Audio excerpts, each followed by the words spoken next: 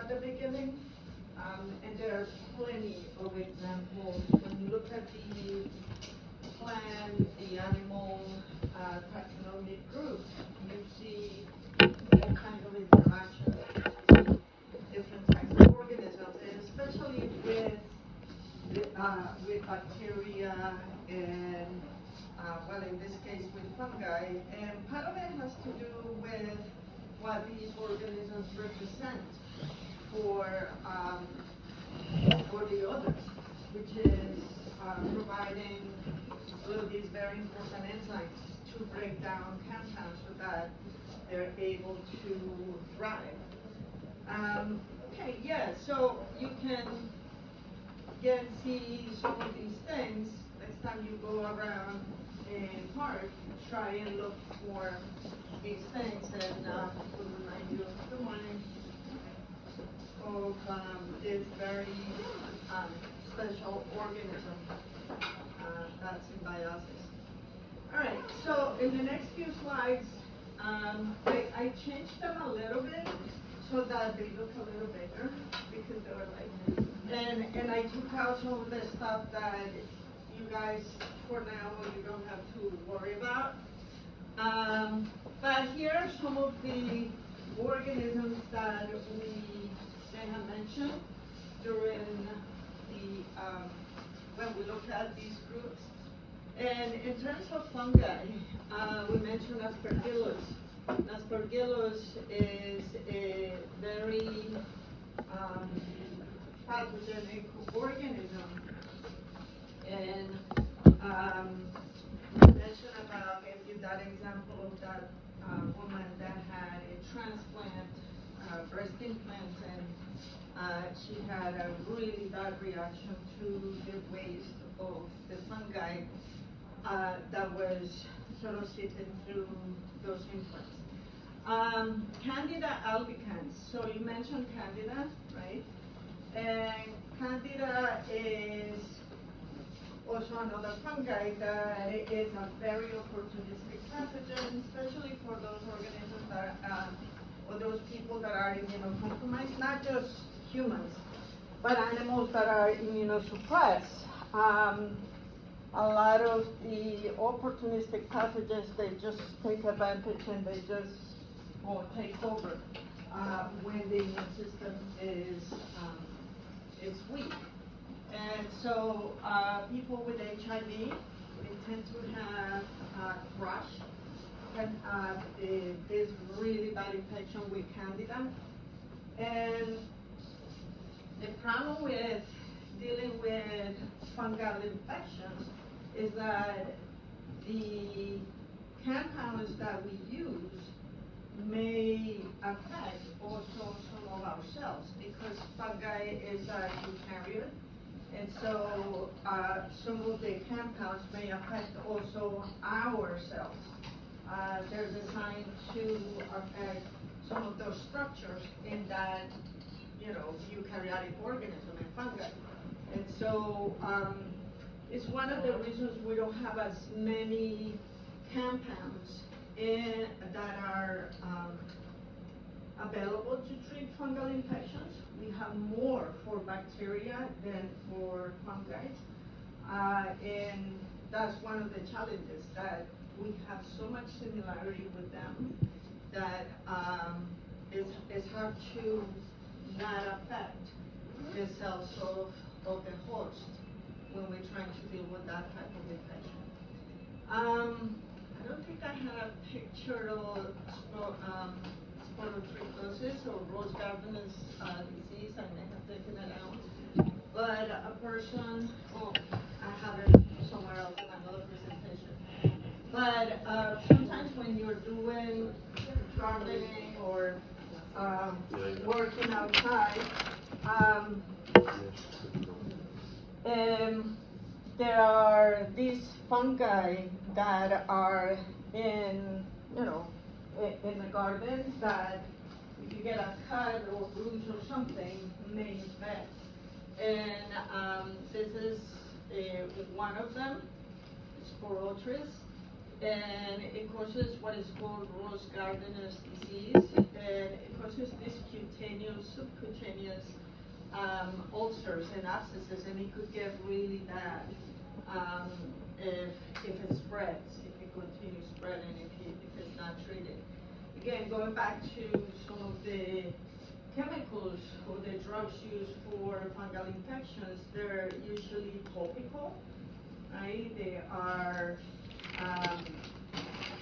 They're only used on top of the skin, and unless the person has something like candidiasis thrush that has a lot of issues, is in the hospital, and someone who may be suffering from AIDS, doctors may opt to use things that are stronger, that are oral, that are intravenous, but that could also cause other side effects, other secondary effects. And so those type of drugs are used as the last resource. And they know that the person probably is going to die, so they try to, use go to the last resort. Is there like invasive candidiasis? Yeah, because it's systemic. It's systemic. It's all over. It's really blood. Yeah, it's not just on the skin. It really gets inside and affects other organs. Okay, and we looked at the ringworm. We have some pictures here showing ringworm tinnitus, which is, again, it's a fungi. It's not a worm per se. Here's a picture.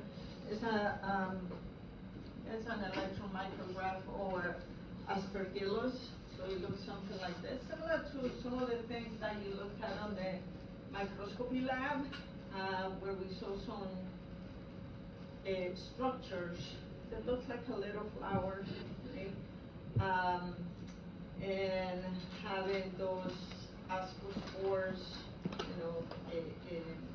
in this area of the conidius spore. So again, aspergillus, all of these are diseases. So these are mycosis of the skin. Anything that is caused by a fungi is called, or this type of infection, they're called mycosis. So these are mycosis of the skin. Some people also get them on their nails or in between their fingers. And it has to do with the environment being, when you put your shoes on, it's very warm, you get a little humid there, so it's just very appropriate for these organisms to grow in them. And then we also have mycosis of the respiratory tract or respiratory infections caused by these fungi. Aspergillus is one of them. Not only Aspergillus can get to the respiratory system, but also other areas of the body, and it also carries sort of oncogene properties. The symptoms of respiratory mycosis or respiratory infections caused by fungi, they could be very similar to other types of, symptoms, body aches and shortness of breath, and things like that. Let's see. Pneumocystis jirovecii, which is very similar to Pneumocystis carini, is one species of fungi that is opportunistic and is very typical typically found in patients that are, again, immunocompromised, especially those that are HIV or has gone or has developed the stage of AIDS. And then we have others, but as you can see, the symptoms of these things are very similar. Here we are looking at coccidioides infection and causing these scabs, these lesions in the nose, in the face. And then aspergillus, again, if we look at an infection that is affecting the respiratory system, you see some lesions here, some areas where the lungs, they have intrusions of the aspergillus fungi in there. And then in the reproductive system, we have different, in here we're not talking about just fungi, but also a protozoan, Trichomonas. I'm gonna take this out. You don't have to remember, and you really don't have to remember this. As long as the things that I have next to the box, this is what I like you to sort of pay attention to. Or you mean the figures? Yeah. Oh, okay. I mean, I'm not gonna have the figures in there. Right. But this is more like a summary of what we have done before this. Okay, or presenting examples, illustrations of some of these diseases. So here's Candida again, and Candida is one of those organisms that can cause disease in the reproductive system, and so is Trichomonas. So as you can see, it's not just fungi. You can have bacteria that we saw in the previous chapter, but also we can have protozoans that can cause infections of the reproductive system. Protozoan infections of the GI tract. The GI tract seems to be very susceptible to not only protozoan infections, but also to helmintic infections. I mean, most of the infections or the organisms that we saw in the helmintic group, they are ingested and it affects the digestive system. It may travel to other areas, but the digestive system seems to be a very easy, target of these pathogens. So a protozoan, amoeba, Entomeba histolytica, causing to burst, to break down red blood cells, and they take over the intestine and cause disturbances in the absorption, regular absorption of nutrients. So is Cryptosporidium and Cyclospora, Gargiasis. All of these are protozoans that cause infections in the GI tract. So here is something that I was mentioning about one of the roundworms of someone here who had to have all of these worms removed. Ascaris lumbricoides. This is the intestine, and this is the obstruction. Look at all of these worms in here, in the intestine. That's just an egg of that particular worm. And then here we have Ancylostoma caninum, but we also have Ancylostoma duodenale, which is the one that infects humans. Other types of worms, not just the roundworms, but, well, most of these are roundworms. We have Trichuris, Enterobius. So this is Trichonella spiralis, This is also a roundworm. And then we have some flatworms, which include the Taenias, the tapeworms, different types of tapeworms here, the pork, beef. This is another species, and this is the one that affects fish. And other flatworms, we have the Fasciola hepatica that infects the liver, and some of them, again, are endemic to areas not in this part of the world, but more in tropical areas.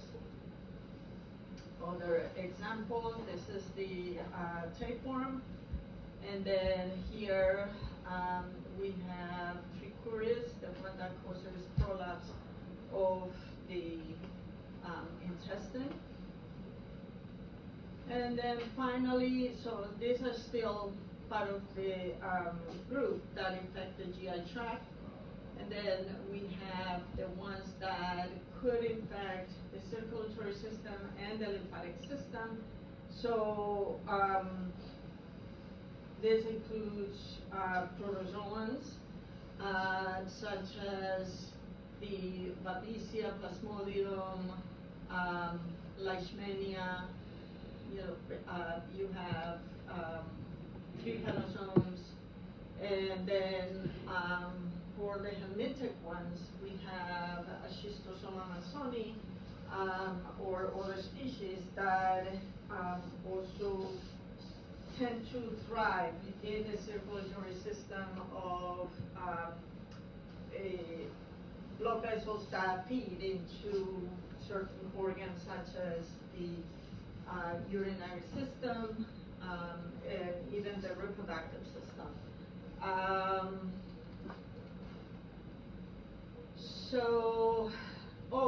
And in terms of the lymphatic system, we have the filarial nematodes. Remember those that cause elephantiasis, and loa loa that causes blindness. Yes. And then here we have some of the organisms that we may have mentioned already.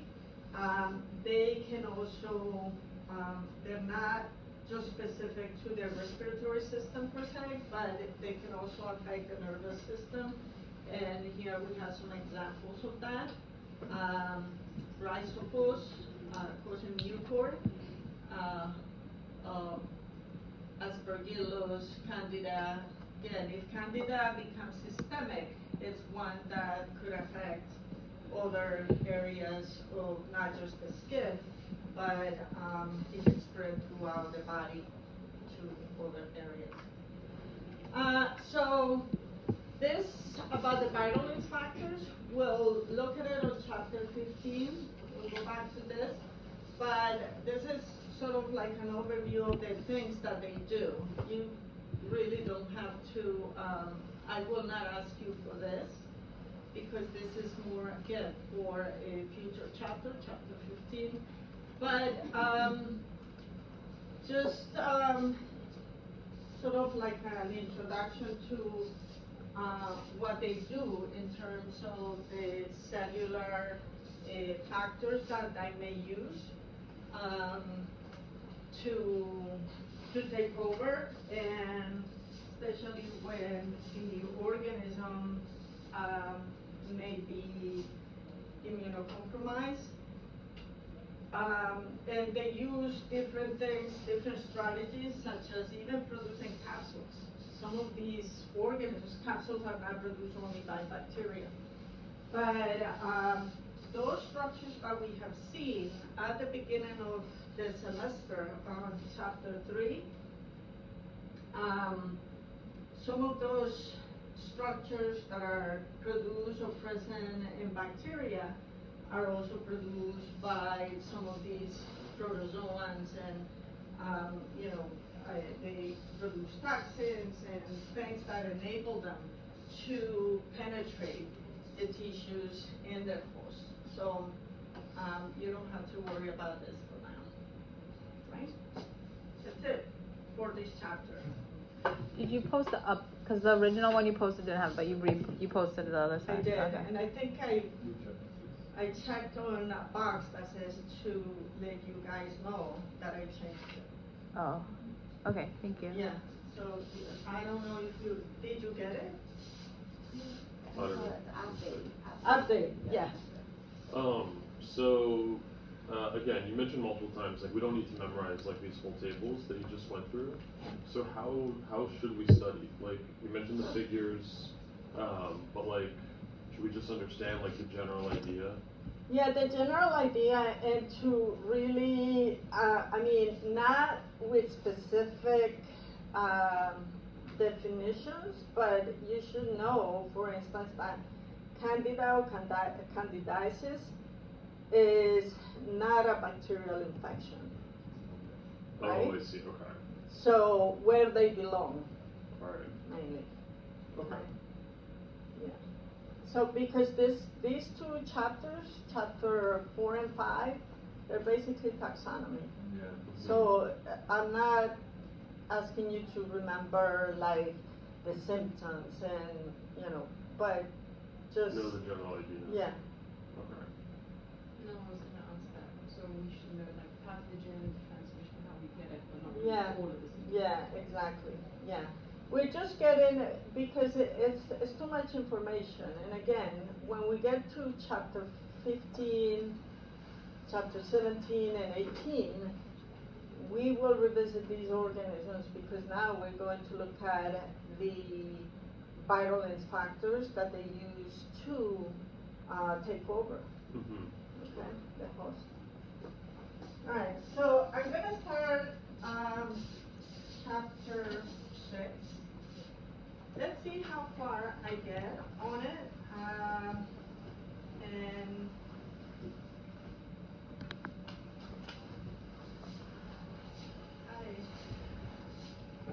let's see how far we get, and then we'll. Alright, so acellular pathogens. Why called acellular?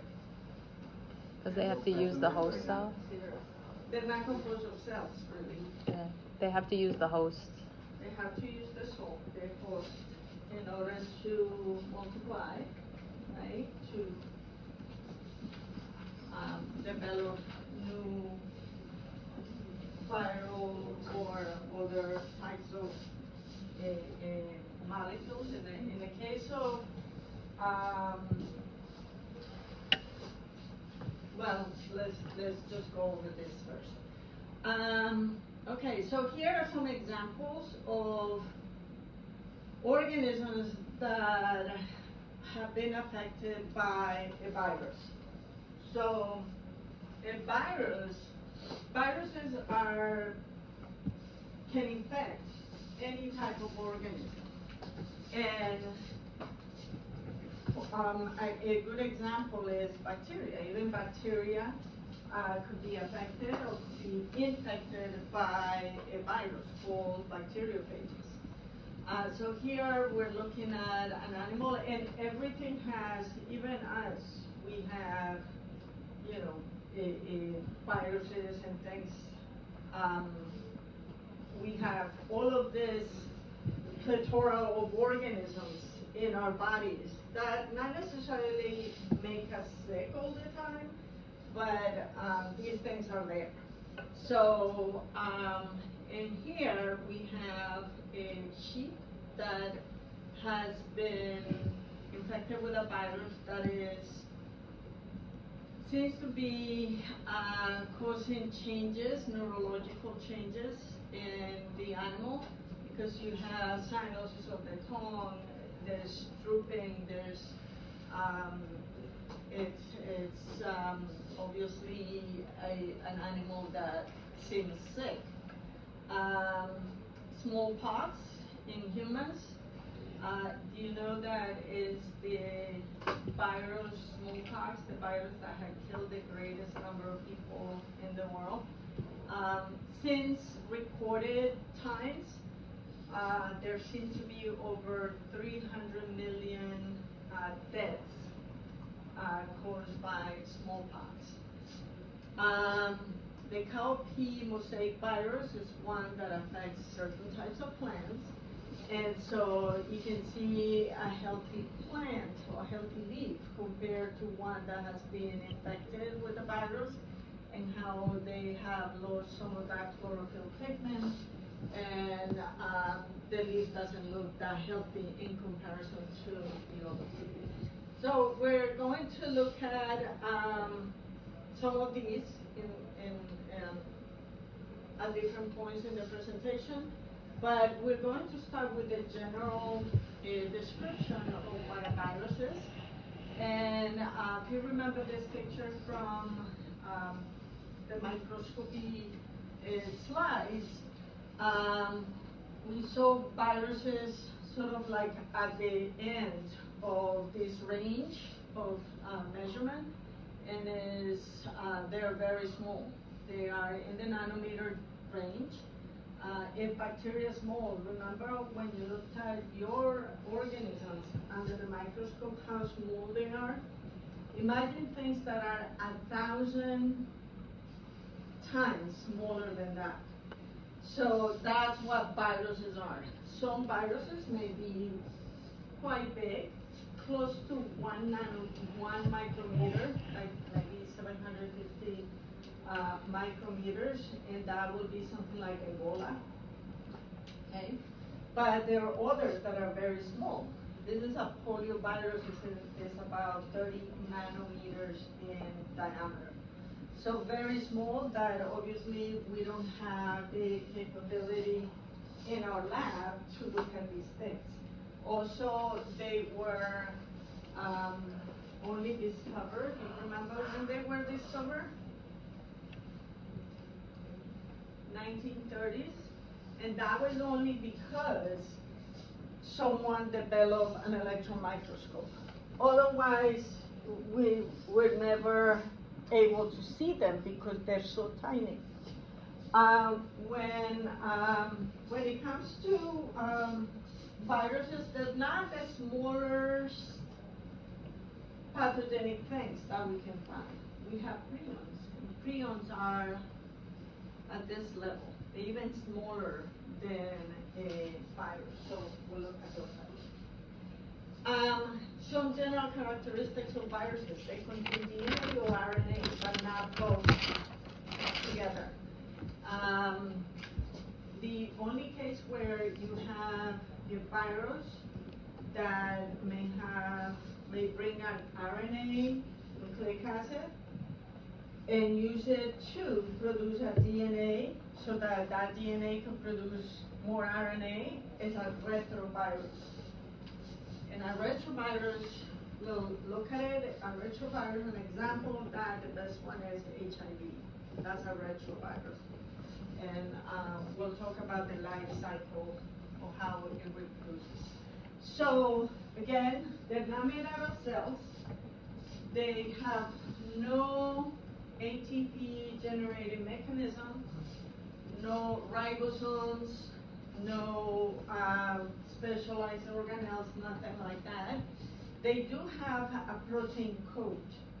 So the protein coat is protecting the nucleic acid, again, whether it's RNA or DNA. And some of these viruses may have an extra coat outside. It's called an envelope. And that envelope may be made out of protein or lipids or carbohydrates. And in addition to that, they may have these spikes. And those spikes are used as receptors. They have a function. Now, viruses that do not have an envelope, meaning the extra coat, they're called non-envelope viruses or naked viruses. And you would think that having that extra coat makes them more pathogenic, right? Because they're more, they're protecting themselves. They have that extra layer of protection, but no. The naked viruses are the most difficult to, well, in some cases, difficult to deal with, but they're also very pathogenic. Because what they do is that they they destroy the cell, they lyse the whole cell. So, so those are very dangerous viruses. They're very specific to the type of cell that they infect. The receptors have to match the receptors on the host cell. And so there's that specificity that makes them very unique to the type of cells, host cells that they may infect. So usually the host range is determined by that specificity. And also there is, they don't infect other organs per se or other types of cells. However, there are some, like in everything with these guys, there are some exceptions. We used to think that COVID-19 was only affecting the respiratory cells. But now we know that they actually affect other organs, like the heart and other organs in the body. Okay.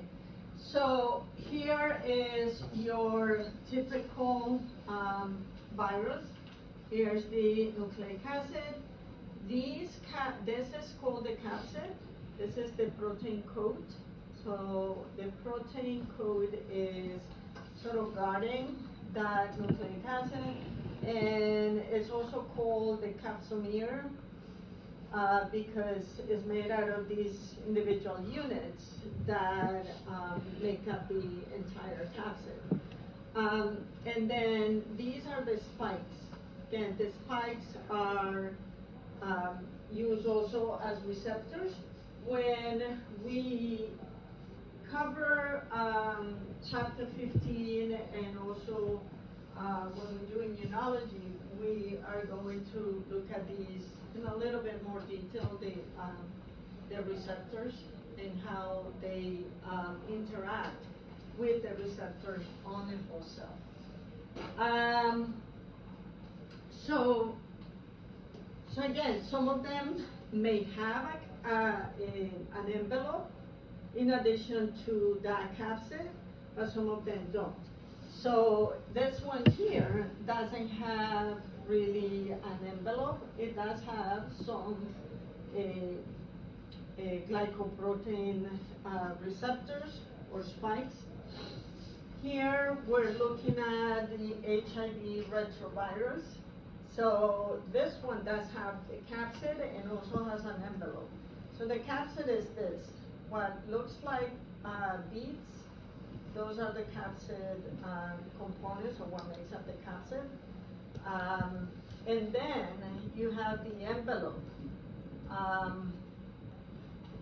in this area here, and then you have the receptors or the spikes. Remember the spikes that were used, or the spike that was used to develop the coronavirus vaccine? It basically took the information or the piece of the gene that codes for this a particular receptor, and this is what they use to develop the vaccine, so that is injected into us, and now that is developed, you know, our ribosomes will make more of it, and then our immune system will react to the presence of those, providing or creating, developing antibodies against it.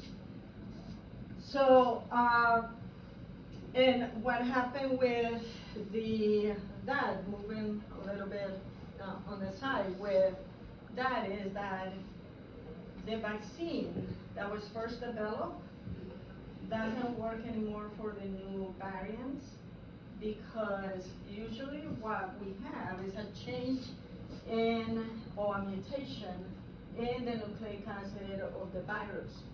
And so viruses mutate, right? And they change every year, like influenza, for instance.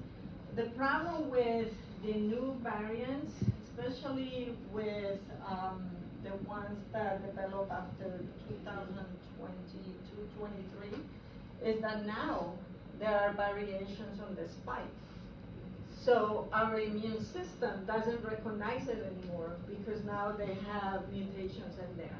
Yeah, you were gonna ask.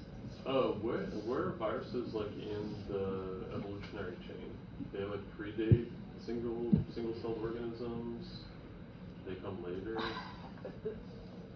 Well, we don't know where they are definitely old. Uh-huh.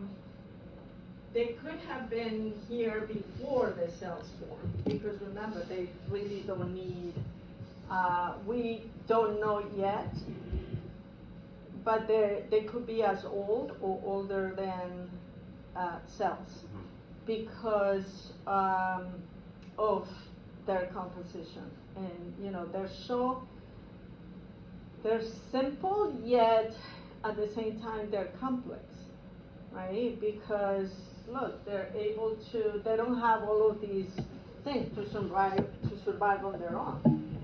But they bring an enzyme and they bring the information so that they can use the machinery of the host to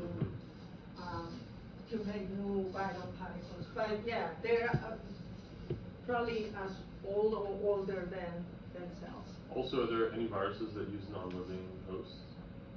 This only affects living cells. Only living. Okay. Yeah, because they won't be able to, if they are in non-living things, they won't be able to, remember, since they don't have the organelles to take that nucleic acid and do, you know, the transcriptions to the new proteins that will make new particles, then it doesn't happen. Yeah. So they have to be inside a whole cell in order to. But they could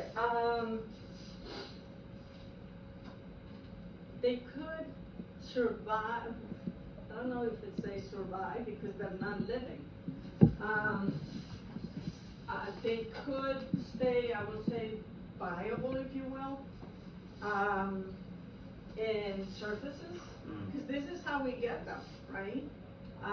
Not just through aerosols, but somebody may just sneeze in the train and put their hand in the tube, whatever, and then someone else will come and touch it, and then next thing they know, you know, a couple of days later, they are sick, right? So, again, I wouldn't say survive because they're not living, but they're potentially viable for some time. Not forever, but for some time. All right. So again, the non-envelope viruses, whole naked viruses, they are very, they're more virulent than the envelope viruses because of the ability that they have to lyse. Once they go inside the host, they divide, produce their, you know, their more viral particles to assemble new viruses, and then after that they lyse the cell. So they kill the cell, basically. And that puts the tissue in a very, you know, a compromised situation because now it has an area that is being destroyed by these cells. But you were just talking previously with Caleb's question about how they don't live in dead things. So why would it want to kill the host? Like, wouldn't it just want to feed off, like, use the host? But if it kills it, then it's like killed its thing that's keeping it going. Well, yes and no, because there are more cells in the host, and there are viruses that do kill the host completely. Yeah. I mean, those are Ebola, for instance. It kills the host. Yeah. And other very type 4 sort of which is the highest level of cancer, they will kill the host. But, Like well, what's yeah. the virus's goal in life is to multiply or to live forever or To multiply. just so I guess To if it multiply. can multiply then it's doing To what multiply, it needed to do. yeah. Okay. And I guess I won't say as a living thing to promote it, but I guess it's like promoting also the passing of information from one generation to the next and pick up more things here and there. Oh. I mean, viruses have this recombination of genes. It have genes from bacteria and from other viruses, and it has. Look at what has happened with influenza. Influenza is new every year because it picks up from the gene pool of many types of viruses. It picks all these up every year. So during this time of the year that we get the new strain of the new variable, and if we get the vaccine, we're not protected 100%. I mean, they developed those vaccines based on past strains, but it's not protecting us 100% because we really don't know what is coming. We assume that it has some of the genes from the previous year, and that's what they do with the vaccine. That's how they develop it. But yeah, it's viruses are.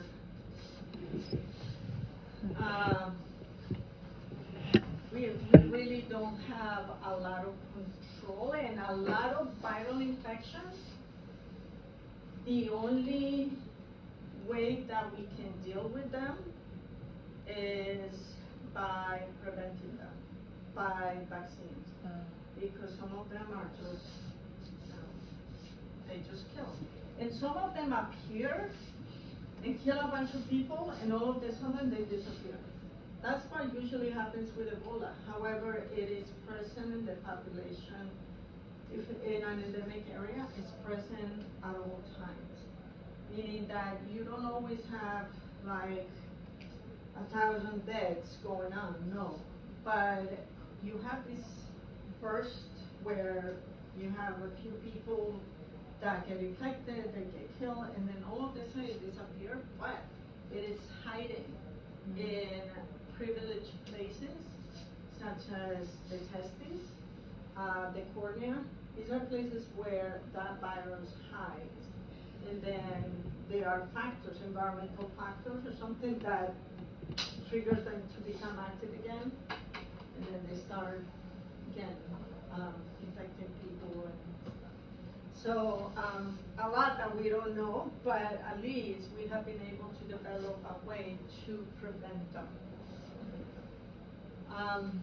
All right, so these are some examples of non-enveloped viruses, and these viruses here, many of them cause very similar symptoms, which is some of them are just the what cause the common cold. And we are exposed to these all the time, especially when we are, when the cold weather arrives, we tend to get, these viruses, not because of the cold. It doesn't have to do with the temperature for the virus, but it has to do with the fact that we're more inside and closer to people, and exchanging more of the microbiome. So yeah, some could be resistant to pH, heat, to a lot of the environmental conditions. And like bacteria, some of them, they learn to live in disinfectants. So again, enveloped viruses are less dangerous. It's not, there are some that are pretty dangerous too, but they're more sensitive also to these environmental conditions, and this includes some of the ones that we deal with, like RSVs and coronaviruses, vaccinia viruses, which is similar to smallpox. So, okay, so the influenza virus has these spikes. Again, that's the one that we get every year, and has these spikes that are points of attachment, again, like receptors, points of attachment that are specific to receptors on those host cells that are called the hemagglutinin and neuraminidase, the H and N. Okay, so when you look at the strain, anybody got the flu vaccine? Yeah? No? You got it. I got 3, did I tell you I got 3 at the same time? So you can only do that, right? You only get 2 at once? No, they told me I could get 3. What did you get? COVID? I got COVID. See, you guys are young, so you probably don't need to, but I'm getting there. So, COVID, the flu, influenza, and I got the monococcal pneumonia. So, so yeah, and I usually get like a couple of days that I get sick.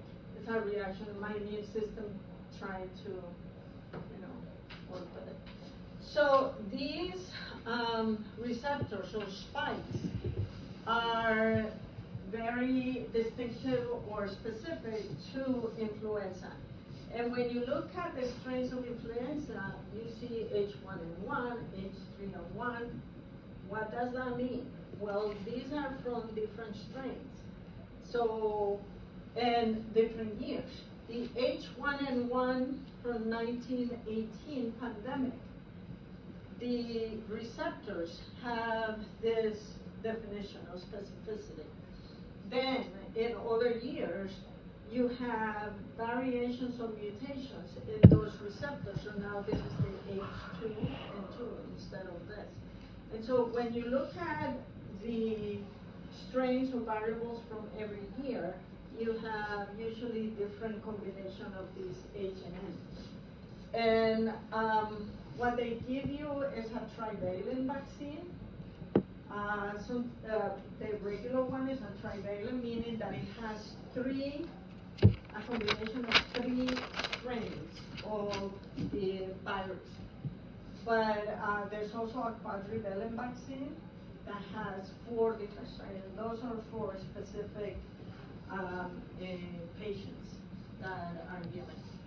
So viruses could be of many different sort of shapes. They can come, they could be helical, they could be icosahedral, complex. This is a complex virus. They have all of these different shapes, but and that's sort of like the structure, the outside structure of that capsid that makes it look like that, the capsid and the envelope. But this is a complex virus. What is a complex virus? A virus that infects bacteria only. Okay, so these are the bacteriophages. Bacteriophages, they have a capsid made out of those proteins. Inside is the nucleic acid or the viral genome. Then it has the sheath and the tail fibers. The tail fibers are very specific to the type of bacteria receptors or antigens on the surface of the bacterial cell. So you can see it here, and here are the tail fibers. What the bacteriophage does is that it attaches to the surface of the bacterial cell, and it doesn't go in, it injects the nucleic acid. This acts sort of like a syringe, and so it injects the nucleic acid inside the bacterial cell. So here it is, and we have 2 types of infections that can happen in through the, or using bacteriophages, or the bacteriophages is used. Here is, and the steps are pretty much the same for both, are very similar for both complex viruses and animal viruses. So we have attachment, penetration, biosynthesis, maturation, and lysis. So what happens is that the bacteriophage attaches to the specific bacterial cell on the surface of the bacterial cell. Again, it injects. You see that the bacteriophage doesn't go completely the whole thing in. No, it injects the phage DNA, and that phage DNA is going to direct with the ribosomes in the bacterial cells. Remember that bacteria do have ribosomes? Okay, so they're going to direct the making of all of the components of that viral particle, that bacteriophage. They're going to direct the making of those, okay? And that will be during the biosynthesis process, making it up, producing them. Then at the point of maturation, all of those components are put together, and then you have the new viral particles assembled. And then what happens here in the lytic, so this name here, lytic, means lysis. Right? So in this stage here, they're going to lyse the cell, and they're going to be released, and they're going to go and infect other bacterial cells. But there's also another way that they can infect cells. It's called the lysogenic cycle. And in the lysogenic cycle, they inject their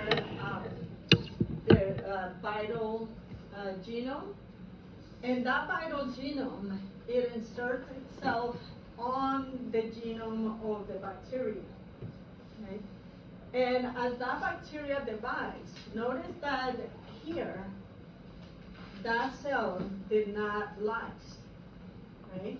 So at some point, it could change to the lytic cycle, where the cell is going to lyse. But in the lysogenic cycle, what happens first is that the viral genome inserts itself in the genome of the host cell, the bacterial genome. Then that bacterial cell is going to divide.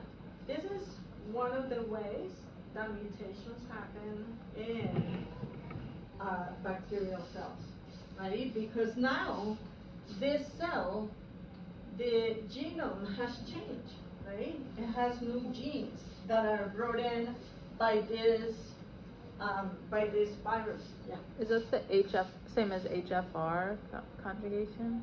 Yeah. Oh. So we're going to look at all of that. So this is how bacteria acquire some resistant genes, also in one way, because who knows where this viral particle has been? Maybe it came from another bacteria, right? And it picked up a gene from that bacteria, and now is transferring it into this new cell. So anyway, there's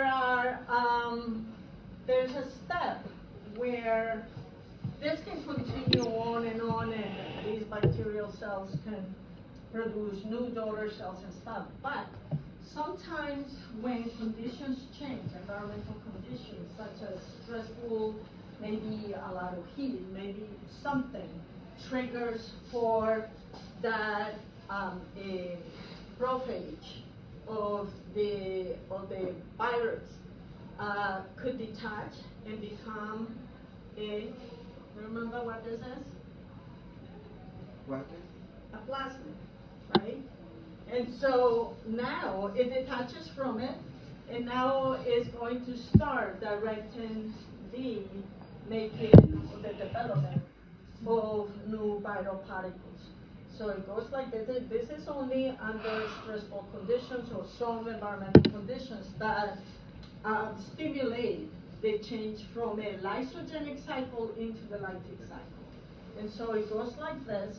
It produces new vital particles, and then once the vital particles go through this biosynthesis and maturation, then it's going to lyse that cell. Okay, so it can change from one type to the other. Yes.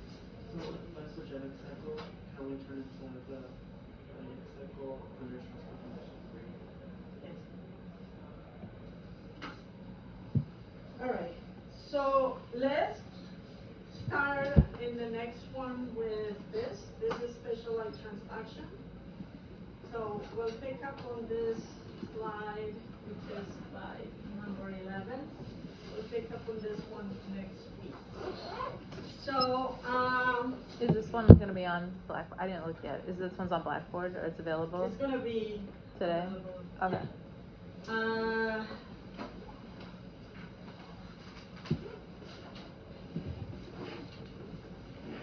So maybe I'll have so the exam is next week on Friday, right? Yes. So we'll have the exam only on chapters 4 and 5. Thanks. Okay? This is a lot. Right? But we'll continue with this on Wednesday. We're gonna finish this chapter on Wednesday. Mm. All right, I'll see you soon.